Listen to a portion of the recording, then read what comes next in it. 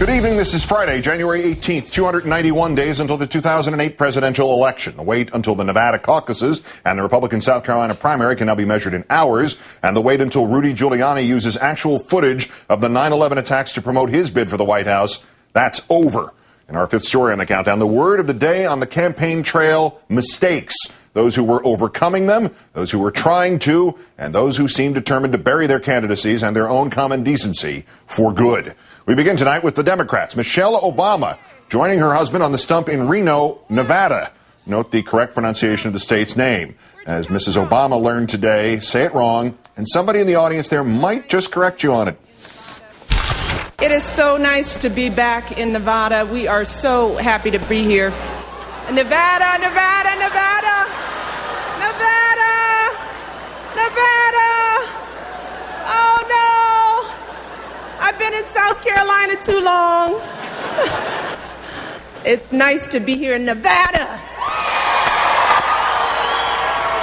Nevada, Nevada, Nevada. I know how to bounce back from my mistakes. That's South Carolina. Senator Hillary Clinton, meanwhile, gabbing about how she bounced back from her husband's mistake with Monica Lewinsky a decade ago, revealed indeed 1 decade and 1 day ago. That in an appearance airing today on the Tyra Banks talk show. Were you embarrassed?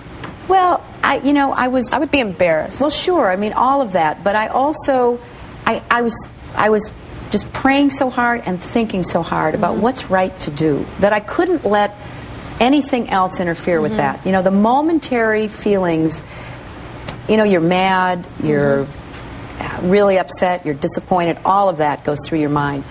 But I have found you really shouldn't make decisions in the heat of those moments. Tyra Banks, all we needed all this time to get her side of the story was Tyra Banks. The touchy-feely Mrs. Clinton, one of many facets of her personality to have emerged on the campaign trail this week. On another occasion, the reporters who covered her campaign treated to Senator Shecky. On Wednesday, Senator Clinton making a carefully scripted announcement, evidently, over the intercom of the campaign plane that she likes to call Hill Force One. Now, in a few minutes, I'm going to switch off the fasten your seatbelt sign. However, I've learned lately that things can get awfully bumpy when you least expect it. So you might want to keep those seatbelts fastened. And in the event of an unexpected drop in poll numbers, this plane will be diverted to New Hampshire. Scripted, perhaps. Funny, perhaps. Senator Obama, meantime, perhaps wishing he could divert his campaign back to before 6:26 p.m. Pacific Tuesday night. That was the hour at which, during the debate in Las Vegas, he was the first of the candidates to tackle a question from Tim Russert about his greatest weakness, the college app question. He answered, quote, keeping track of stuff, adding that he asks his staff not to hand him paper until 2 seconds before he needs it. Senator Obama saying today in Reno that he made the mistake of answering truthfully, trying to spin that as a plus. Senator Edwards says, my biggest weakness is I'm just so passionate about poor people and helping them. And then Hillary says, my biggest weakness is I'm so impatient to bring about real change in America. Now, I didn't, nobody had clued me in. That, you know, see, if I'd gone last, I would have said, my biggest weakness, I like to help old ladies across the street. Time now to call in our own Craig Crawford, also, of course, columnist for CQPolitics.com. Craig, good evening. Good to see you, Keith. Is it useful for Senator Obama to be campaigning as an I'll do different things or things differently candidate? Because if you make any slip and you're the straight talker, while your rivals can paint themselves as the politics as usual guys.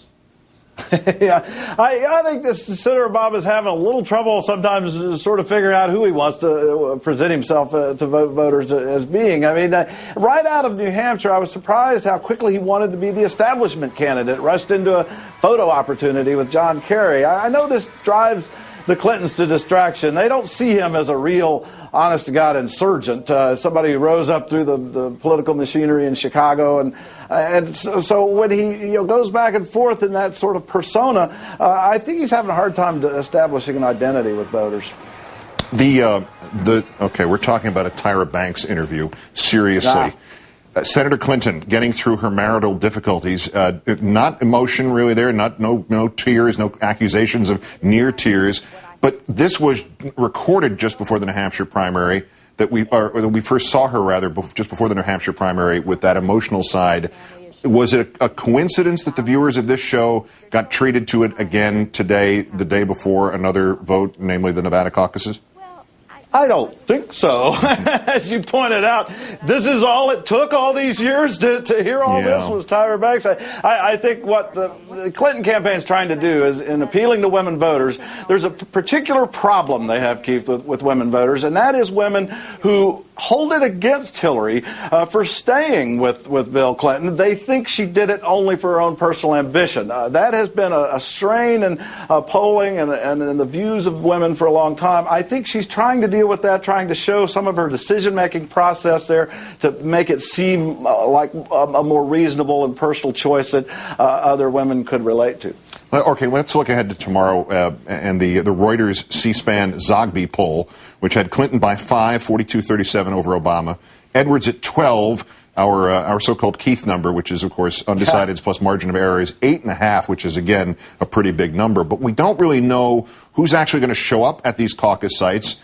We can't tell who's going to get talked out of their original intent or go with a second choice. Do we actually have any idea what's going to happen tomorrow in Nevada? No, and even once we know what happened in Nevada, we won't have much idea what it meant. I got to tell you, Keith, I've given up two things in this campaign: polls and cigarettes, and I'm feeling much healthier for it. In particular, in this Nevada caucus, pollsters can't figure out who's going to show up to vote, so I don't even know why they're doing polls. Tell you the truth, this caucus is so weird, and the system is so perverted. I actually think maybe the opinion polls are a more accurate reflection, possibly, of what Nevada Democrats will actually think about these candidates than the caucus results themselves. Nevada. Listen, last week we were hearing from the John Edwards camp that this was a virtual three-way tie. The latest number and the one from the Wall Street Journal NBC poll don't suggest that. Why would that change? I agree. I mean, I don't see a three-way tie, coming out of any further states. I mean, I note that at least in that poll, Edwards is outside the Keith number by a few points. So at least that shows he has some measure of support. But wasn't it closer to in the mid-20s last week? And where would that go in that short period of time? Yeah, I think there is a lot of fluctuation. To defend the pollsters, there's a lot of confusion in the electorate. They're making up their minds one day, changing it the next, depending on... I mean, none of these candidates in either party really have the depth of commitment from voters that is going to hold these numbers between polls. As we saw, particularly in the polls in New Hampshire, where that I'm not absolutely committed number was around 28%, which means those polls might as well show Dewey leading Truman again. Craig Crawford Yes. of MSNBC and CQPolitics.com. As always, sir, great thanks. Have a good weekend. And not in Nevada.